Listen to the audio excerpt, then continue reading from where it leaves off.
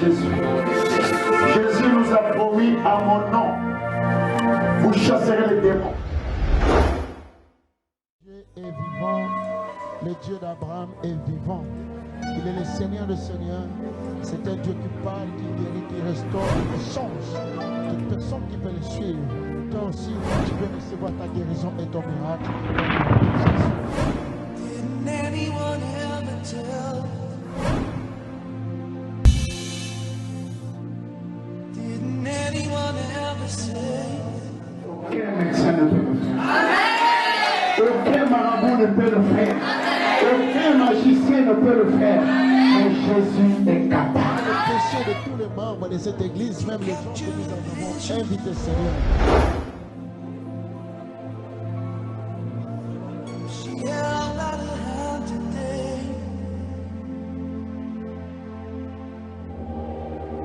It's reaching to the broken one. This is your land. Ouais, vous êtes bel et bien dans votre émission que vous aimez, ainsi par l'Éternel, avec le prophète des nations, Dieu donné mon goût, pilier de la foi, l'homme de l'ainsi dit l'Éternel, l'homme qui prophétise aux yeux ouverts. Ne zappez plus, restez sur place. Il y a une onction particulière qui va passer pour guérir ta maison, pour guérir ta famille, pour restaurer tout ce que tu es en train d'entreprendre. Les Écritures nous disent, vous connaîtrez la vérité et la vérité vous affranchira. Et si le Fils selon vous a affranchi et vous serez réellement libre. J'aimerais dire à une personne qui me suive, toute personne a besoin d'un ainsi dit l'Éternel. On a besoin d'un ainsi dit l'Éternel. Tu as besoin d'un ainsi dit l'Éternel pour ton ministère, pour ta maison, pour ta famille, pour ta destinée. Parce qu'il y a des choses et des événements qui peuvent se réaliser, soit négatifs ou positifs, qui peuvent t'atteindre à accomplir un but ou des objectifs. C'est alors que nous avons tous besoin d'un ainsi dit l'Éternel. C'est pour ça que notre mission, ainsi dit l'Éternel, a pour l'objectif de révéler les choses présentes, passé et futur. Pourquoi? Parce que la prophétie nous révèle ce qui est d'avance. Et je crois que aujourd'hui Dieu va passer à travers cette chaîne télévisée pour bénir une femme, pour bénir un homme, pour bénir un frère, pour bénir un oint et pour bénir ses serviteurs, le prophète. Dans le livre de 2 Chroniques 20, la Bible dit: confiez-vous à l'Éternel votre Dieu, vous serez affermis, et à ses serviteurs, le prophète, vous rassurerez. C'est pour cela qu'aujourd'hui, j'ai amené un thème scandaleux. Quel est ce thème? Le rêve et le vision et leurs interprétations. Tokolobelati na bandoto, ba vision na ba interprétation ba songe. Et ndengoza en direct na biso, okoki kozala na ndoto na yolota, oza na likambo komona, même basine au bengi au lobby to ko interpréter le bandoto na, parce que ça c'est notre domaine. C'est le domaine par lequel Dieu m'a appelé, c'est l'interprétation des songes, l'interprétation des visions, l'interprétation des réalités des choses que tu as déjà vécues ou reçues qui viennent de la part du Seigneur, ou bien makamoko kuta na mwebele yango lelo to bandi thème wana sur le rêve et les visions et leur interprétation. Mais le rêve que je vais parler aujourd'hui, ce n'est pas seulement de rêve ou de vision, que Dieu peut te donner une pensée pour accomplir une tâche, mais je vais te dire ce que tu vois, ce que tu rêves. Je vais donner d'abord la différence, avant que je donne la différence entre les rêves et les visions. Prenons un peu notre Bible. Nous sommes dans le livre de Job 33, le verset 14 à 15. Écoute ce que Dieu dit. Dieu parle cependant tantôt d'une manière, tantôt d'une autre, et l'on n'y prend point garde. Il parle par des songes, par des visions nocturnes, quand les hommes sont livrés à un profond sommeil, quand ils sont endormis sur leur couche. Alors il leur donne des avertissements et met le sceau à ses instructions, afin de détourner l'homme du mal et de les préserver de l'orgueil, afin de garantir son âme de la force et sa vie de coups du glaive. Par la douleur aussi, l'homme est repris sur sa couche. Quand il lit et continue, vient agiter ses os. Alors il prend en dégoût le pain, même les aliments les plus escus. Sa chair se consume et disparaît. Ses os qu'on ne voyait pas sont mis à nu. Son âme s'approche de la force et sa vie de messager de la mort. Mais s'il se trouve, écoute le verset 23, mais s'il se trouve pour lui un ange intercesseur, un d'entre les 1000 qui annonce à l'homme la voie qu'il doit suivre, Dieu a compassion de lui et dit à l'ange, délivre-les afin qu'ils ne descendent pas dans la fosse. J'ai trouvé une rançon. Amen. Dieu parle cependant tantôt d'une manière, tantôt d'une autre, mais l'on n'y prend point garde. Balobi nzamba lubaka ba façon belé. Nzamba lubaka na nzela ya bandoto, nzamba lubaka na nzela ya ba vision, mais problème ya moto ataka ba intention te, moto yebaka makambe belé te. Je crois que quand je suis arrivé de l'Europe, j'avais donné un message sur le rêve, les visions et les rêves prophétiques que Dieu utilise pour nous pambola biso. Mais aujourd'hui, Dieu m'a mis à cœur depuis hier. Aibisingezana bakto belé balota bandoto, ezana bakto belé vina bango e bundisa makana bandoto, ezana bakto belé penzambe alakisaka bango makambe belé parce que nazana bakto belé bakufa à cause de la négligence ya bandoto. Ezana bakto mususu a détruit a bloqué vine parce qu'à négligence d'auto. Mais aujourd'hui, je vais vous révéler, le rêve et les visions sont les moyens par lesquels Dieu utilise pour s'exprimer et pour parler aux humains. Et naïbi que à travers yango et ko aider ma beauté belé et ko aider ma famille belé et ko aider ma couple belé et ko aider banana bicho au peto bota, ça peut leur délivrer parce que Dieu utilise beaucoup le rêve et la vision. Je vais vous expliquer une chose. Maintenant, qu'est-ce qu'un rêve? Tant que tu le baka ndoto ezali. Ndoto ezali pensée, ezali révélation. Nzambe atiaka na moto, mais soki moto alali pongi. Ndoto bazwaka ngo soko lali pongi. C'est-à-dire nzoto na yo elali, obosali makabutu o elekaki na moi, c'est alors que ko lala yo lali, nzamba koya na esprit na yo aye ko tia ndoto. Ndoto ko kozaka ka nzambe te, Satan pe a utiliser ka bandoto. Ezaka bandoto ya mabe, yango mona kaneti bandoto mususu mutalota ka ba mari de nuit. Oko kozalo lali kaka na butu pa omoni mobali ya butu, mobali ya butu ekokota wana parce que ba maladie belé on a bikisa na ministère nanga et ça ba maladie o eza toujours donné par le rêve. Et ça ba maladie mususu zaka bato mokili mutu batiaka surtout de tout monde maladie de diabète, ba maladie de cancer, ba maladie de VIH sida, ba maladie moko infection, ba maladie moko tuberculose, ba maladie moko ya mabe, ce sont des maladies que le diable utilise à travers le rêve et la vision pour déstabiliser la destinée prophétique de quelqu'un. Yango lobi yo zo la nga sikoyo nzambani kolobela yo yango moni bato belé ba lota bandoto peut-être lota ndoto moko boye explication nango oyebite peut-être lota ndoto na kopesa bino pendant tout ce temps comment on joue mailler parce que na Matthieu nazote ya na kozwa capacité d'interprétation. Je demande parce que quand les gens appellent, les voix rentrent et ça dérange la façon de prêcher. Amen. Donc nous devons comprendre une seule chose. La parole de Dieu nous dit, Dieu parle cependant tantôt d'une manière, tantôt d'une autre. On a dit comme ça, bien le komoko était dans le domaine ya ndoto bazwaka yango soko lali. Soki muta lali na couche na ye, soki muta lali na mbetu na ye, orekola na kati ya métro, orekola na kati ya train, orekola na kati ya bus, orekola na kati ya vision, kola lo lali automatiquement nzoto eza na repos, mais molimo ezalaka na repos te. Yango na tiaka na tamoko na lobi, mutu nyonso oyo alotaka te esi akufa. C'est-à-dire, si tu ne rêves pas, tu es déjà mort. Ce que l'autre a caté est sur Koufa. Pourquoi? Parce que l'unique moyen, Moutou Abundisaka Vinayo, Alinga bloqué, a aucun nanzela ndoto. So mané que l'autre a ndoto, a bloqué ndoto, a bomi ndoto, zaneti Moutazana kat na koma, nzoto na ye, et zo sala lissusouté. De la même façon, sur le plan spirituel, si tu ne rêves pas, tu es dans les comas spirituels. C'est-à-dire, soit Dieu peut te donner la grâce pour Ozonga Kolota, Dieu peut te donner la grâce de te faire sortir du coma. Yango mututu oya lota kate à travers Matthieu yo au komanda kolota. Zambe a utilisé kabandoto.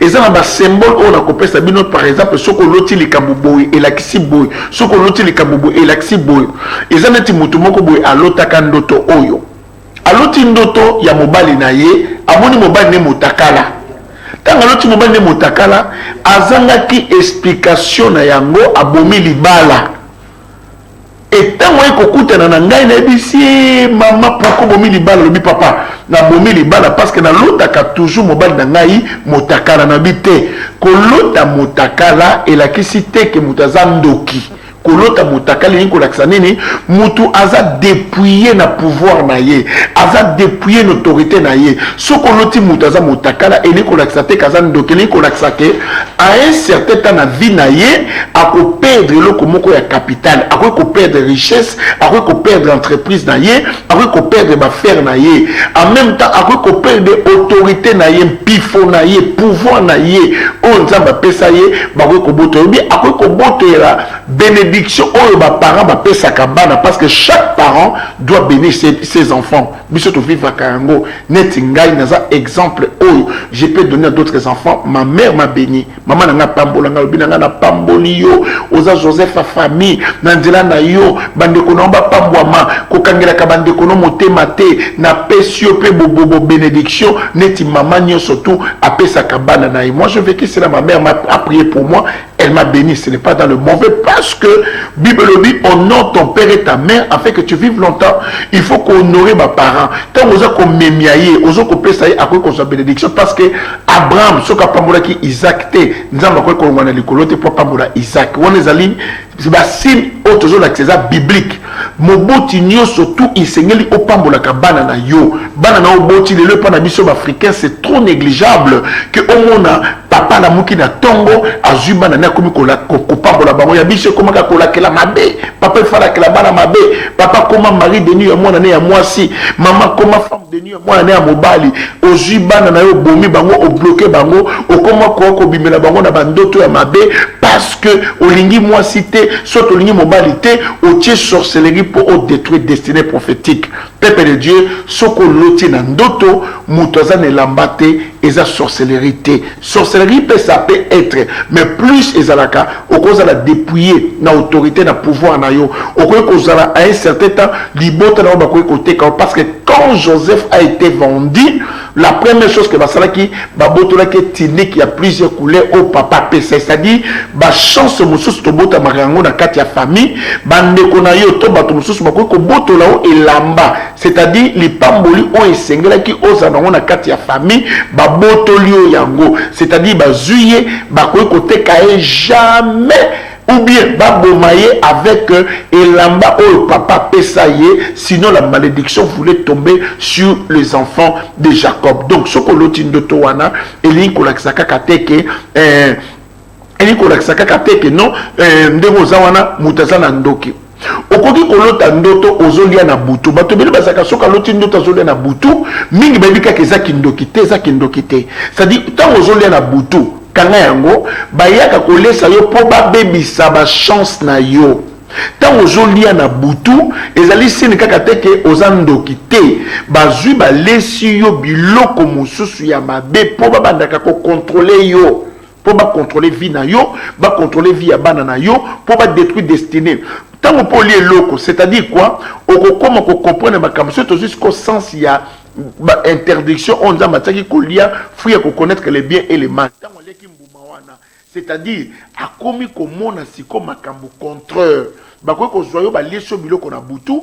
bakomi ko peso biloko na butu po omona lisusu ndenge bana ko mona te okanisa ndenge bana ko kanisa te bakoy ko zo biloko kolia ba maudit yango ba tie sorcellerie ozai ko linga mobali na yo monika bokoma contre mobali na yo olinga su mobali na yo te okotisi division ozaki mwasi obane ko se ko sa mobali obéissance wana eza susu te mobali pa komi ko linga mwasi na ye le fait kaka bataki biloko na kati ya mabe mobali a changer esprit allié biloko wana akomi komona mobali na ye mabe akomi komona mwasi mabe c'est pour cela beaucoup remarquer soki kaka ba ensorceler na ndenge ya butu eloko to bana ko linga olinga ngote ata mai ya nzoto bana ko sokola poso sokola mai ezate Même brosser les dents, tu n'auras même pas envie de brosser les dents. Même s'habiller, yozaki moi ça l'olendo kolinga kolata kitoko. Je parle pas de l'olendo dans le sens négatif. C'est-à-dire une femme propre qui aime bien s'habiller, qui aime bien être.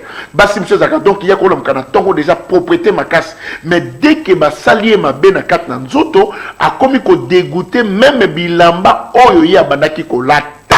Benga biso dans 089 82 00853, tu peux avoir un rêve, tu peux avoir une vision, tu as besoin que nous puissions l'interpréter, on peut l'interpréter. Naza na capacité moko ya ko interpréter le ndoto no nyoso lota. Na ko expliquer ndoto na yo, na ko révéler makambutu au mona na ndoto. Na ko ebiso lobby na yo parce que lobby ya mutu e bomba makana bandoto. Ezana mutu mususu ba yimba bebisa libala na ye, ba ko utiliser ni mobala butu. Okomi kolotaka mobala butu moni mwasi akomi frigide mobali nena ndako posa neza lisuté mwasi akomi na posa abima kana mibali libanda c'est-à-dire mobali oyo na kata ndako akomi koka e dégoût c'est-à-dire akomi koka kandeza basi mususu baleka ba victime mobali mususu sokata mwasi to sala gaffe limbisa ye à cause de la envoûté ba bébissier parce que babi que mwasi wana za porter bonheur ba boikeli mauvais sort akomi kozala na dégoût ya mobali na ye na ndako akomi na posa koza libanda akomi ko négliger même bana na ye physique bana ne oya bota eza sorcellerie mingi ba itilizaka nini na nzela ya bandoto na ba vision olotaka mobali butu depuis ka olotaka mobali wana butu o dégoûta mobali no ndako depuis olotaka mobali butu okoma komona ta na nzela moye muta lingwe za sauter okomi ko vivre ba divorce vie okomi ko compliqué. Je connais beaucoup de personnes, leur destinée prophétique a été détruite à cause de rêves et de visions. Je sais que vous êtes très nombreux. Je sais que vous m'aimez beaucoup et je vous aime trop. Mon objectif dans de telles émissions, j'ai besoin que bananzambe ba kangolama, bananzambe ba bima na kata ba sorcellerie. Mutu mususu okolota ndoto oza ko se retrouver kana ba école yokoma kaka. Okoma malembe, okoma lan na kokoma. Okokozaka bo okoma mususu kolotaka boye akoka suko komate. Ozonga kana kata classe. Yo zonga kana kata classe mais otali âge na yo, mais pourquoi ngana lota kaka kozonga na kata ya classe? Et l'Ikolaksaké, Makambe Beleza na 4, et je peux vous donner des interprétations. Et ça, le système, il y a recul, il y a vie. Et ça, le système, il y a recul, il y a vie.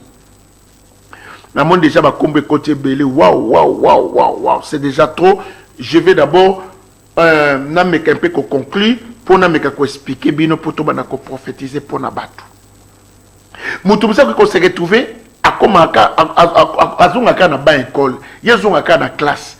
Tant aux hommes nango ezanini elinkolakisake vi na yo bazongi sakango sima eza esprit ya recul eza esprit ya kozonga sima eza esprit oyo yo na vi na yo okoki ko avancer te obanozonga kana toujours kaka sima. Célestin Kalilou, il faut terminer la molima blocage paix à contrôle eza na force moko ya sorcellerie et bundisaka famille à frère Célestin. Famille n'a pas mingi na force moko ya sorcellerie et il y a toujours ezong sabato sima.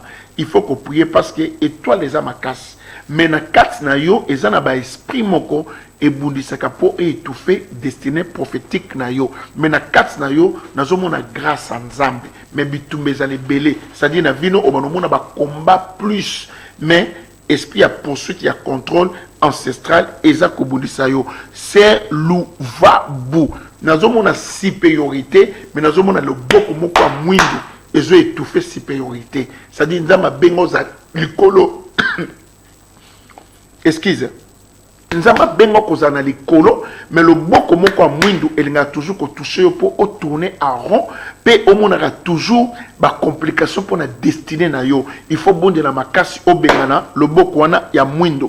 Christelle Nzola nazo parvenir komona bazo komela ngai lumière il faut bonde la makasi pona mwinda c'est-à-dire que ozana domo comme nazo mona mwinda nozo kenenet ko kufa ezaka sine ya mabe mwinda na yo ezokende kokufa, c'est-à-dire Satan zokolinga atielo ba complication moko na destinée okutana ba makambo moko un peu très bizarre oyo koluka étouffer lumière onza mataka non parce que ça na lumière mais Satan zolinga ko étouffer na moni mwinda ce que zo diminuer bomoneti kala to bana osela mwinda moko to mse to bana kokola na bepoke na biso to zana ba mwinda oyo ya banota pétrole so ika pétrole comme ko sila au moins nini elamba wana ezokene kosala ti ekoki kokene kobebisa ti omona mwinde kufi. Il faut prier mingi pona lobby na yo pona venir na yo. Tu es très combattu sur Christian Zola parce que Satan sa koluka partout le moyen a étouffé et loko nzamba tsa kati na yo.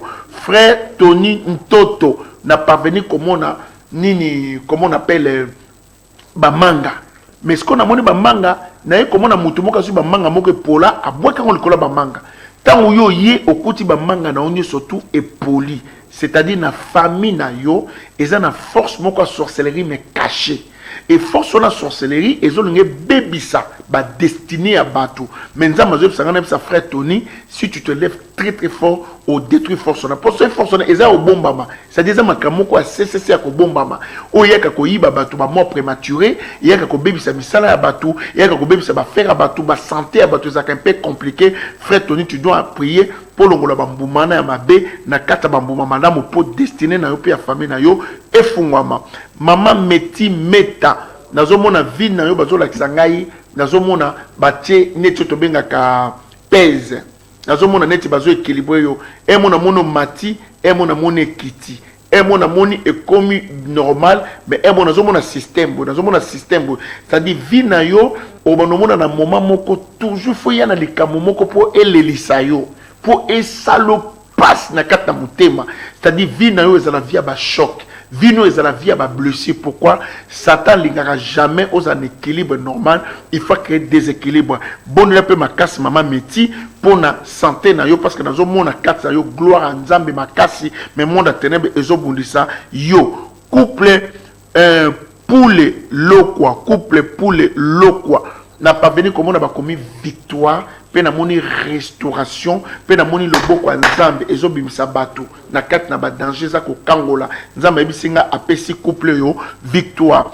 Tete Nzeba na pas venu comme on a neti course mais au komi na nzela au kati course nzambe bisinga à chaque fois bando banda likambu à un certain temps au comme un esprit otika likambuana il faut prier yango au benga na esprit na musika que soko bandi likambu faut comme nango tina suka et nzamba zo bisanga karate azo se perso pour nazo mona gloire nzambe ko se manifester na kata vie na yo. Rosette moi mba na moni surprise très bientôt nzamba lobi nga nga surprendre yo mais il faut t'aimer la molimo ya molimo déception mais il faut t'aimer la molimo oyo parce que na vie na yo na moni bag moko mwindo bag wana mwindu ezolunga étouffé bag ya or ezaka cinéma beso bag wana mwinde continuer ezaka ba déception ou bien au comment couper la bateau na venir.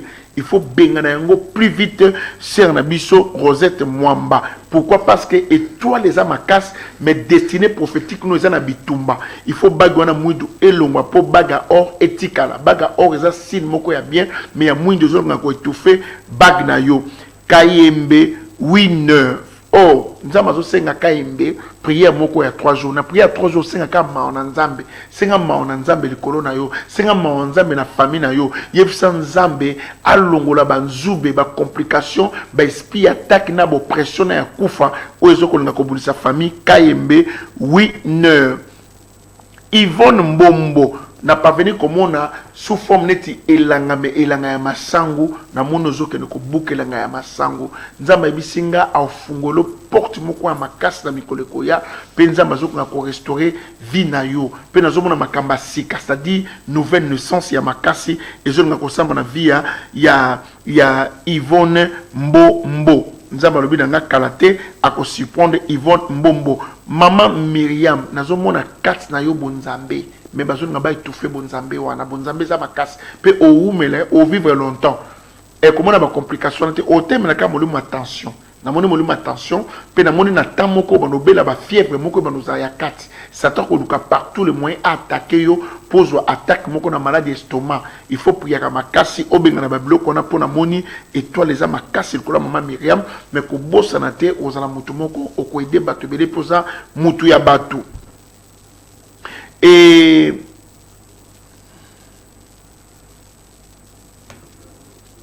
c'est là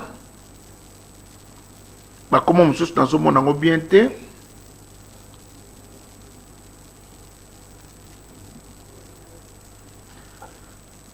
serre d'oli on a aussi un bateau ça va combo bien ce na moni combo bien te si je t'attends je parle pas serre d'oli na moni ouverture brisque c'est Luc 15 na moni nzambe ko surprendre yo na habité ceux ko surprendre na ndenge nini pe na moni nzambe ko zong solo esengo no kanza mabia zong solo esengo kala mingi te sur Luc 15 au vive ba ouverture moko ya makasi mais nzambe zo parvenir ko lakisanga na moni le boko moko ya mwindo elingi étouffé destiné na yo mais na moni okangi le boko wana mais apoli ko la chair nzambe bisinga bi bondela eza esprit ya bitumba ya destiné pe il faut prier mingi pona yo pe na zo mo zo prier pona bana na ebite pourquoi bondela ka mingi pona bana ya famille na yo balinga bayiba bana balinga bayiba bino bana na kata famille mais il faut prier pona bana na moni kaka o prier pona bana eza si nzambe apesio pete mela molimo ya kufa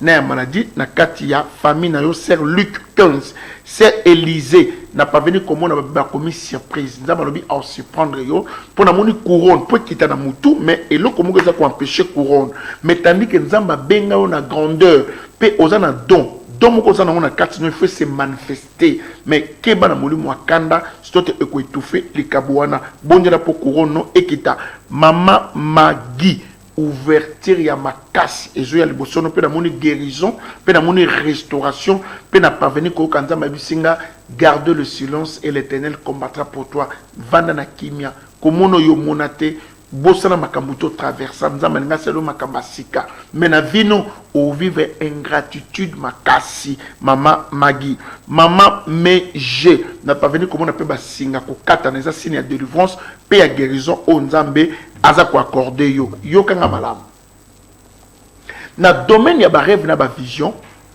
souvent les gens ne comprennent pas le rêve et le vision sont des moyens par lesquels nzambe a utilisé pona alobela bato donc bato ko continuer ko benga wow continuer ko benga biso 089 82 00853 ko ça noté 089 82 00853 wana za numéro même ya WhatsApp soko bengi o bengi numéro na kati wana o tiki message ba ko mape ba oyeba ça il faut mi ko benga parce que wana za ya WhatsApp so bengi WhatsApp ba oyamba ya 090 ils appellent numéro na biso ko benga to ko répondre yo Maman Kafuti nazomona deux camps mais contre toi Maman Kafuti deux camps basangani objectif na bango il faut ba yiba mutu il faut ba bebisa makambu ya mutu il faut qu'on prie mingi maman Kafuti c'est comme si c'est une association moko nocturne et l'ingare étouffé destiné na yo il faut qu'on bonde la makasi senga longue vie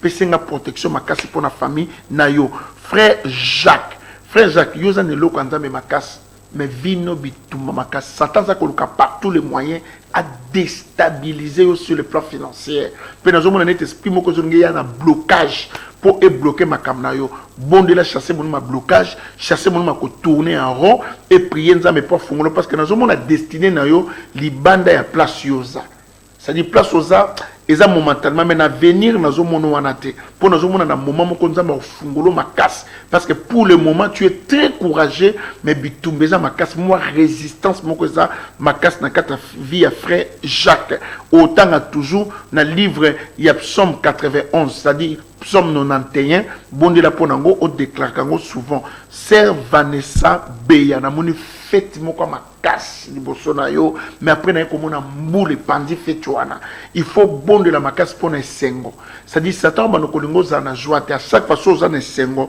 esprit moko fait bundisa po et détruire joie na yo donc il faut prier makasi pona ko bengana molimo wana o ikbano nga ko étouffer joie na yo et sengo na yo bonde la makasi mais nzama ebisinga alors c'est que fête wana ezali bonheur na yo ezali grâce au nzamba tsali boso na yo mais à chaque fois likama munene zo ngesa na vino monde ténèbre kolinga s'oppose bano vivre opposition makasi sœur Vanessa Beya mais nzambe akolongisa yo sœur fi mama lelo yo ne nazomona appel ya nzambe sœur fi mama nazomona appel ya nzambe mais obundisama mingi pe ozwa choc makasi na makambo osala nzambe mais nzambe bengo sala parce que vie na yo eza couché na osala nzambe so sali nzambe te o matokita o bando vivre ka de haut et le bas pe vino choc blessure o bando kuta na makasi mais nzambe osengo mutema munene na okika voir moko restauration guérison du corps pour la vie ya sœur fi mama lelo na Luanda mama Rosette na moni mbula makasi mais mbula na ce que zo purifier zo sokola mama Rosette nzamba ebisinga azo changer makabebele na kata vino pe na kata famille na yo na parvenir komona mobali moko atelema ki debout mais après na mona pesi yo mukongo et na moni mutu moko yibi après na mobali wana kwei etanga kwei ozolinga kola musaye ezo simbate obenga nga privé pour nous expliquer yo eza eloko moko eza très très très makasi pour nous prier pour na vie na yo personnelle pe vie sentimentale na yo mama Rosette frère souci tellement mon blocage tellement mon blocage frère souci pété mena molimo mort na moni na environnement posali frère souci bitumeza makasi pe sorcellerie za makasi faut prier pour obengana molimo wana sœur mami nza mazo parvenir ko laksangai outi kolela ça fait quelques jours sœur mami ça fait quelques jours mutu mo bo outé ko blessure makasi mutu ngo linga ke ming osala ke pe confiance mais oye ko constater que mutu wana azana vie ebele et jusqu'à présent et peut sur moi tristesse nza mabisinga longola tristesse bondela na butu ya lelo à partir à 1h45 au bon de la yango lobby sus na 1h45 au mona mobali wana koya parce que ça na force moko ebundisaka yo yango ne mtezo leliso pe ezo kimisa ba chance na yo ser ke bi na parvenir komona ba pesi yo ceinture on est signe ya victoire nzamba ebisinga longisio aibisinga longisio continuer na omono sozo bondi la makasi nzamba peso don intercession pe obano mona mingi bandoto ba vision bano mona mingi sere kebi mais faut bondi la makasi pour satan longa bundiso na moment moko na problème mutu pe bondi la mingi pona libumu pona zo mona ba attaque moko ya infection mais ya butu c'est SP n'a pas venu comme nous autres traverser rivière et ça signe il y a délivrance pe signe il y a victoire frère Jean na okika ka surprise pe ouverture à makasi ezoya na kati ya vie na yo frère Pedro Koudumisa nzamba lobi na ngana sa frère Pedro de ne plus craindre nzamba ko se prendre yo très très très bientôt en fond la babikou que non mais il faut t'aimer là toujours ba esprit il y a zamba na mona sous forme ya ba totem et nga ko contrôler vie à frère Pedro mais nzamba ebisinga alongi si frère Pedro kana mingi te makamuno belé et ko fungwa mamena mona appel le courant frère Pedro appel moko makasi sœur Sarah surprise na moni surprise et na ki voit moko sœur Sarah Mpaka nzamba lobi ngana ebisa yo ko banga te azo déjà ko guérir yo azo restaurer nzoto na yo azo changer makambe belé monde atene belinga ko bebisa na kati na yo mais il faut bon de la paix sur makasi pona libumu ça dit Satan ba ko bundisa mingi le fruit de tes entrailles ça dit na destinée prophétique na yo sinon to obano kufela il faut prier makasi nzamba zo ibisanga pe o prier mingi pona libumu pe obengana ba complication na ba perturbation mingi na kati ya vie na yo frère Vasco n'a pas venu comme on a mbongo mais okoka kufungola god wana te po bimisa mbongo il faut prier makasi soki muta promettre yo po akokisaka ba projet c'est Isabelle yo il faut qu'on ta prier moko ya journée mobima kobimate prier wana o prier au senga kaka nzambe délivrance, guérison, restauration, paix, protection, nzambe, monde à ténèbres et mon aoté. C'est Colette Kembi, na mon autant Psalm 13, jusqu'à quand, nzamba ebisinga ngonga déjà koki, yo zotan moko ya prière, à partir, il y a le 20, tu te comme le 23, aux 3 jours, il y a prière, pour nous à venir, na on porte moko ya sika, pe nazomona fête moko ezolakisa signe ya gloire oyo nzambe azolinga komanifeste na kati ya vie ya sere na biso Colette mboki na parvenu komona neti sous forme ya bangungi bazolinga baswayo bazolinga baaffecte fo puyaka mingi pona vino bangungi eza molimo ya contrôle bengana molimo ya contrôle makasi c'est Agnès seronde étoile eza makasi mais bitumba étoile eza makasi bonde ya pe pona suki obano perdre suki bonde pe pona longi pe pona nzoto na yo à un certain temps ba que l'honnêteté sous forme ya bleu comme ka bien te et le bébé sa beauté na yo mais bonde la pona moi il y a mois d'août faut bonde pona makasi pona zo mona attaque suki elongi pe nzoto na yo c'est Agnès c'est patience c'est que n'a pas venu qu'on a commis ouverture nous avons fungolo porte moko sika mais vinonde nous avons une résistance dans chaque fois ma mine nous avons une résistance peut chasser mon ba choc na ba déception sabin na Luanda nous avons pas venu comme on a traversé Zamba mais comme il kata Zamba et ça c'est mon copé de délivrance maman Onelia n'a pas venu comme on a Zamba commis protection c'est-à-dire pour le moment le beau qu'on a Zamba besoin qu'on protéger ndako na yo besoin qu'on protéger famille no peut makamba sika et zo ko sali makala mingité tonton na bandal tonton il faut lukanga sojitan lukanga pour na zo mona attaque moko yelo brisque me santé il faut prier pour nous attaque na santé puis nous avons baba étouffé destiné frère Jimmy Chungu surprise nous allons surprendre frère Gédéon ouverture mais bitumbeza makasi faut prier kami pour l'intelligence na sagesse na yo papa John na Luanda papa John yo peut sur temps il faut benganga pour nous avons escalier moko mo matango en vitesse et élévation moko dans matière face no pour kalater nous allons surprendre comment nous traverser mais bientôt makamuka minene zoya en face na yo couple Eder et bébé là n'a pas venu ko kaka accomplissement surprise unité fermez les oreilles regardez à Dieu bientôt couple Eder et bébé là nous allons surprendre pour nous avons besoin battement bossa makama minene makasi mais monde à ténèbres et télémé la cabine bolanda ngote vous êtes des choix de Dieu. Dieu vous a appelé par rapport à ça. Écoute-moi très très bien. Dieu nous aime beaucoup. Zambe a utilisé Rabason na venir beaucoup mon abisso na kati mingi na monde peut battre Luanda bazo benga tellement mingi. On va faire un programme, on va descendre à Luanda avec mon fils Samuel Pongo to kitakuna un jour na Luanda dans sa programme dans un cas parti à Paris même si moi na leyo kende boye ngana zua vient partir à Paris dans kita Luanda pour na prier pour na ba mamé belé na Luanda ba papé belé ba ndeko belé o ba pesa so confiance et ceux qui na commis prêt na koluka batu moko o ba koyamba biso personnellement pour to koka koyamba batu pour to prier pour na batu belé ba ba complication na ba problème to koya ensemble na prophète Samuel Pongo fils du prophète parce qu'il y a Sakola Kamakas je crois que tout ça est émission moko Dio en direct et vous allez voir comment nous allons vous bénir. Peuple de Dieu, Dieu parle cependant tantôt d'une manière tantôt d'une autre. C'est bon, c'est pour la pétoria, toli banangola pe mo manifesta katobi papa to ça besoin na bino so uti Paris ko kitaka Kinshasa te yaka mamongo na Luanda, je vais descendre à Luanda pour recevoir les gens, pour prier pour les gens, pour bénir les gens, pour guérir les sourds, les aveugles, le paralytique, le cancer, le sida, la maladie, et belé, et que continuez de nous appeler 089 82 00 853 090 si tu nous appelles, au na WhatsApp. Et ça, moutou moko boy alo takandoto, amoni mwasi na ye na mobali. Tanga loti mwasi na mobali, azui décision na boyi mwasi na ngai.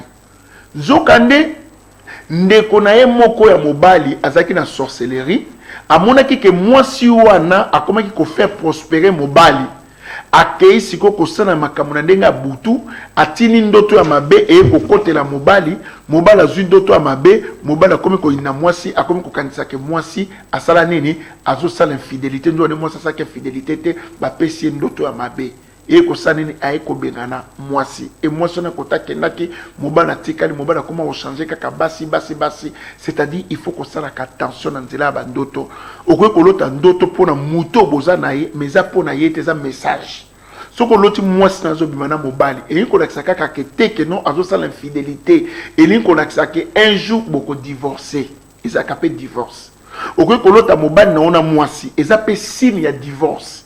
Eza ka que non mobali azosala infidélité ou moi azosala infidélité bato ebele baboma mabala parce que vous avez manqué les gens qui peuvent vous interpréter. Je suis là pour vous, je vais vous donner des interprétations. Donc on peut sabino ba interprétation, on peut sabino ba symbole na ba rêve.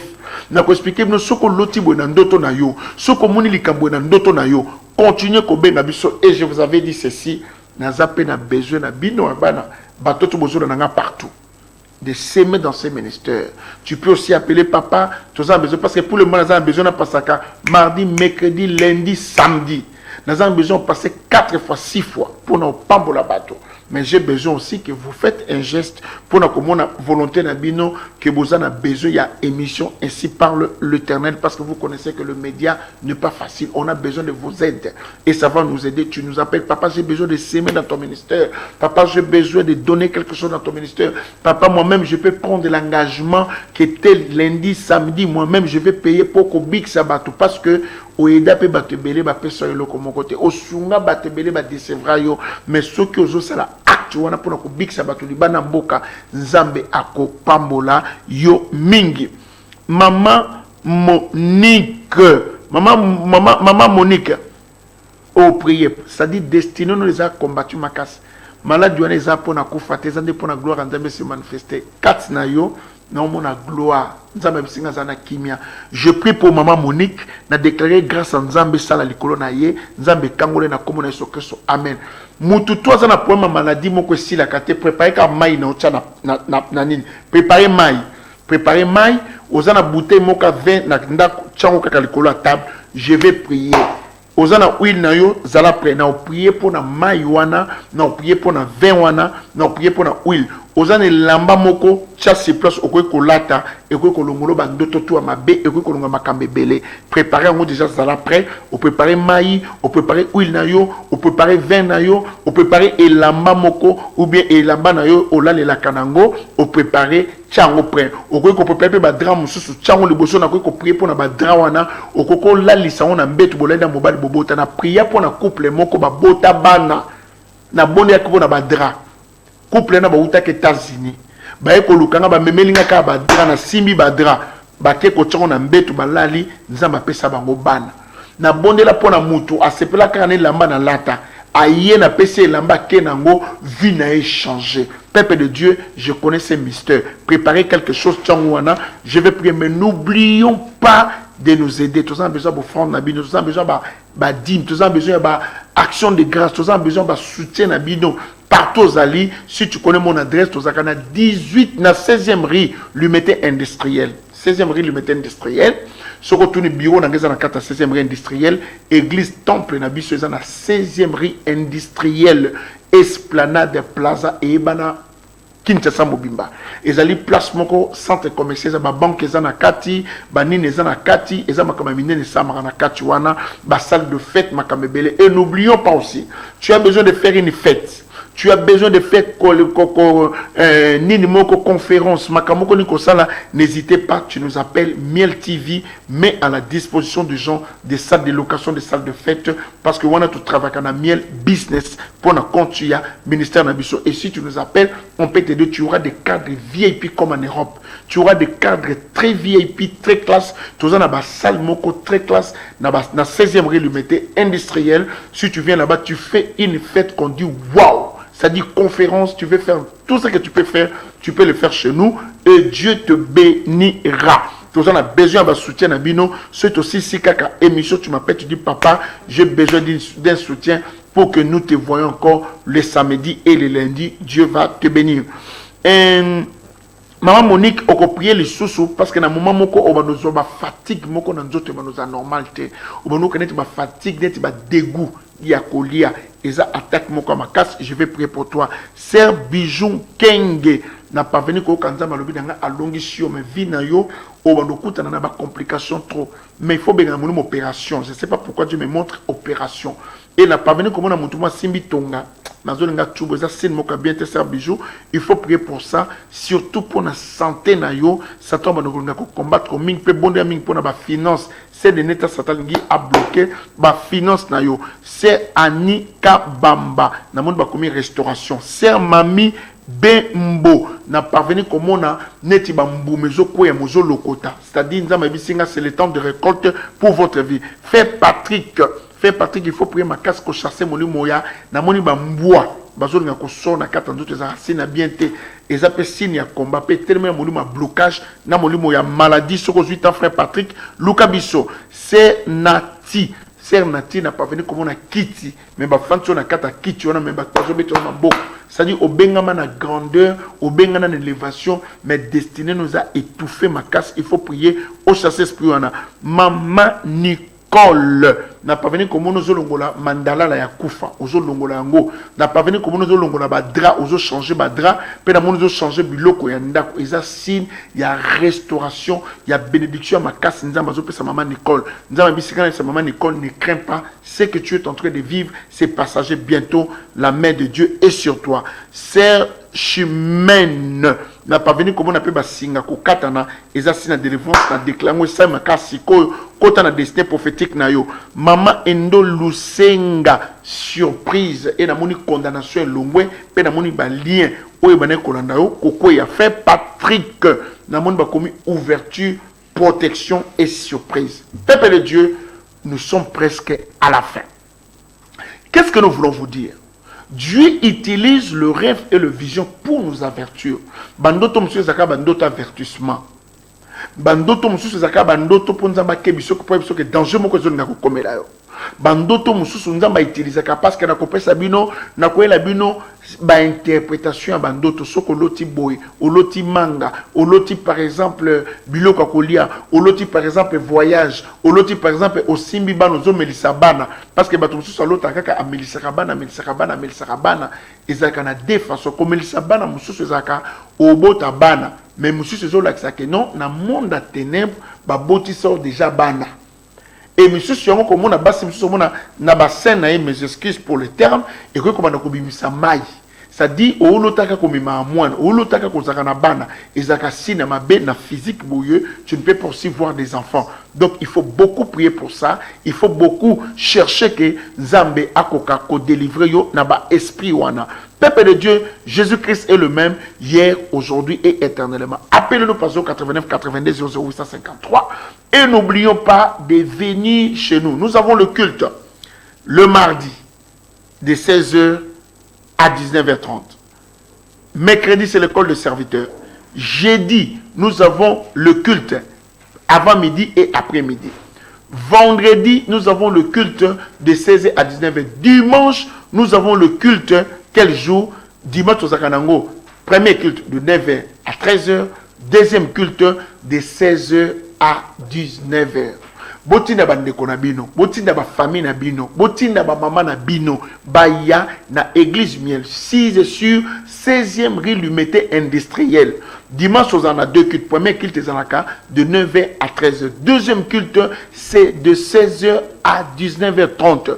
Bon, il y a un deuxième culte est délivrance guérison. N'avant midi pe makamaminen et salemaka. Peuple de Dieu, comme je dis encore, très bientôt, tout ça programme Tokitana Luanda avec mon fils Samuel Pongo, le prophète. Aza tellement beau, Asakulaka tellement ma casse Tokitana na Luanda. Poto yamba ba maman na biso ba balanda biso na bémission, bato tout bakuaka na biso Tokitana Luanda spécial Luanda. Ça dit poto ko bik ça ba aveugle, ba sourd, ba cancer, ba sida, ba stérile, on viendra spécialement. Donc je partirai en Europe. Après, nous allons faire notre descente. Tobi, bateau, tout vous allez prêt à Kouyamba Biso, Bobenga Biso avant papa. Biso Toyamba Bino, pour tous déjà une assurance, vous avez une bonne personne, hein. Tobo une mauvaise personne parce que moi qui est comme ma bé, mais tous en confiance à Bino parce que nous avons battu Bino, Nandela na Biso. Frère Bruno, il faut prier ma casse. Na moni environnement kotozo fanda, batmazo kufa mingi. Pe en plus, nazo ko parvenir comme on a neti batu bazonga kakata mutabimeke il faut zonga place wana nzamba bisinga il faut prier pourquoi mais na moni ba kosolo likambo moko pe likambo wana ememio musika il faut keba frère Bruno so 8 ans lukanga na église donc peut ma directive parce que nous avons bitumba makas pe molimo blocage ezo landa yo c'est Valérie non qui quand nzamba bisinga alongisio nzamba alongisio c'est Valérie mais il faut prier ma casse parce que nous avons une opposition, puis nous avons une attaque dans la santé. Sœur Jeannette, nous avons une guérison, restauration, puis nous avons une ouverture, ma casse, mais bitumbeza ma casse sur, ça t'a donné étouffé, surtout sur plan sentimental, na yo bitumbeza ma casse, Sœur Jeannette, chose 8 ans, benga privé, pour nous avons à un certain temps, comme na maman ko moni ya kanda, moni moko nervosité zoyelo makasi. Pe na zomona bitumbeleki makasi, bondela mingi pour na santé, pe na zomona attaque na ba finance, menza malinga utiliser mutu moko, na mona za mutu moko munene, menza malingi ko utiliser pour na ba ouverture makasi. Maman Anto teme na molimo ya maladie. Maladie na zomona à un certain temps ozo ba attaque makasi na makolo. Puis en plus, n'a pas venu comme on a moulu attention.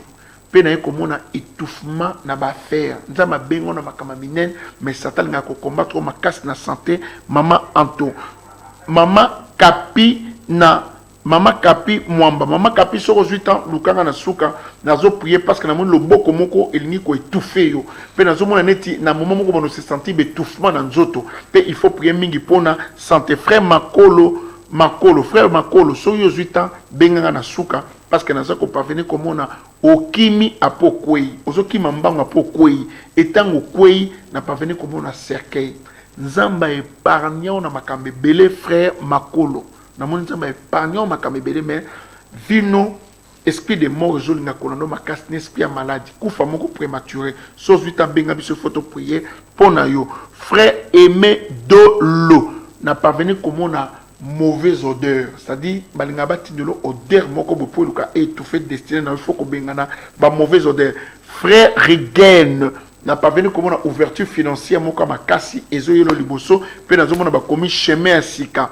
Papa Jinguba na moni côté les misayo, c'est-à-dire pour le moment makamune beleza ya ofanda nzamba lobi na mikolo koya makamune belezo telema surtout au bengama na grandeur mais c'est de neta bitumbeza makasi sur le plan financier mais bon de pour la santé na chasser pe molimo ya impuissance sexuelle à un certain temps même d'autres na mibali et fonctionner sauter pour na zomo neti ba superme mais na kata bocal moko ba bombe ba boka na kata zamba eza force moko nocturne o elukaka ko bebisa nzoto na yo pe e bebisa yo sensibilité sur le plan sexuel. Couple fils et Gladys na moni ba komika ka restauration pe na moni makamba sika pe na moni ba mbisi belezo ko na kata ndako na bino nzama zo banda makamba sika isusu na kata vina bino kalate bozo sepela. Papa Ndanive na moni cercueil moko upanzi yango, c'est-à-dire esprit de mort elongwe na kata famille na yo. Papa Ndanive soko 8 ans lukanga parce que c'est de neta ozana bitumba makasi pe famille no bitumbeza makasi moni molimo moko opposition esprit moko malade na kufuzo attaquer famille no mingi. Papa nanga so 8 ans lukangai na ko sakola pona face pe na ko prier pona yo pona zo mona makama kitoko pe liboso na yo. Frère Daniel Mbungi na pas venir komona nzamba zo la kisangai ebembe na ebite pourquoi il faut que tel mena esprit y a ba mort prématuré dans la famille il faut tel mena ma casse et en plus nous mona yo attaque na venir nous mona miss na yo o ba mona subiente aux attaque mona miss il faut prier pour ma casse o yaneza makamunza matenga. Frère Joël n'a pas venu ko kaka nzamba lobidanga aux alamosal ne ya makasi mais côté kanzambe te parce que bénédiction les a accroché dans nzambe mais il faut que ba makasi parce que appel nous na bitumba pe bonne mingi pour la destinée prophétique na yo. Frère Yves n'a pas venu comme on a matiti belé mais nyoka moka bomana na kata matiti il faut prier makasi ozaka contrôler l'esprit nyoka pesa ba maladie incurable batak na centre. Frère Yves Nangola sur 8 ans benga biso to peso ba directive pour santé no ils a menacé makasi finance non cause a menacé makasi à un certain temps ba maladie ba no bundiso mingi. Frère Fabrice surprise nzamba lobi ako visiter au pe ako pambola yo. Des bonnes choses ne durent pas, nous sommes presque à la fin de notre émission. Pour le moment, même si vous appelez, on n'aura pas le temps. Mais ce que nous vous demandons, papa, samedi, je vais te surprendre, je vais faire quelque chose. J'étais très content de ces frères. Dieu va te bénir encore davantage, Dieu va t'ouvrir les portes. Et au Sengibino, bateau tout bonjour dans la mission qui ont besoin de notre secours, qui ont besoin de notre intervention. On a besoin de vos soutiens matériels, financiers. vous soutenir le ministère na biso. Vous avez besoin de continuer le komoko benga biso. Après quelques missions, tu peux m'appeler. Tu dis papa, je vais faire ça pour les émissions. Et pour contribuer dans ton ministère, Dieu va te bénir. Si ma maille, si ma bloko tout dans le but, je vais prier. Mututu o yazaki na maladie incurable. Zana foi chama ina o chalo boko likolo nango. Bana kopé sanzambe merci sikozali. Bana kopé sanzambe merci. Bana kopé sanzambe merci. Loba na nzambe akota na nzela ya maiwana. Okomona maladie nengo zoli mwana nzoto no bandoto mabezo longwa. Bato balota kate ba okoma kolota. Soki na couple na ozaki oh couple moko baozwa bana kala mingi te nazomona bana misato obota bana misato mbala moko na stérilité prolongée nzamba opesa yo. Seigneur, je prie pour ces gens qui me suivent en ligne. Ton peuple pleure. La Bible dit dans leur détresse ils criaient à l'Éternel. L'Éternel envoie sa parole les guérit. Zambe mai na bango comme makila na sengi mai na bango et comme kisi par rapport ya ba maladie bazanango. Vino wana et comme makila pe comme kisi par rapport à maladie. Et lambato dre zawana et kota na sacerdoce ya makasi o ko restaurer bandako ba couple ba famille na déclarer bo pambwama buto nzamba révéler bino makambo nzamba fungola bato bazangi misala bozwa misala nzamba fungola ba femme d'affaires ba faire na bino fungwama botika na susu na dimension ya pasité bo fungwama bo pambwama na kombo na Yesu Christo. Amen. Les bonnes choses ne durent pas. Ceux qui ont besoin de nous, n'oublions pas, continuez à nous suivre dans notre chaîne Miel TV, la chaîne qui change les choses. Et appelez-nous à tout temps et nous allons vous soutenir. Que Dieu vous bénisse et on se voit à la prochaine. Nous attendons vos appels et vos soutiens. Bye.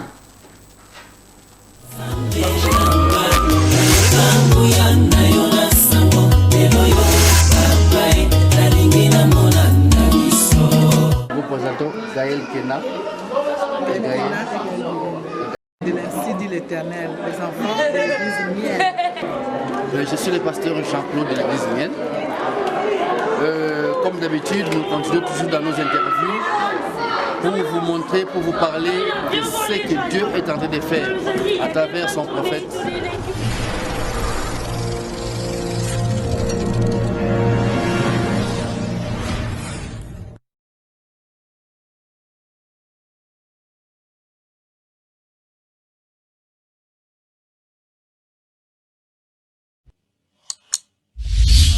L'esprit qui l'a rendu sourd, je te chasse au nom de Jésus.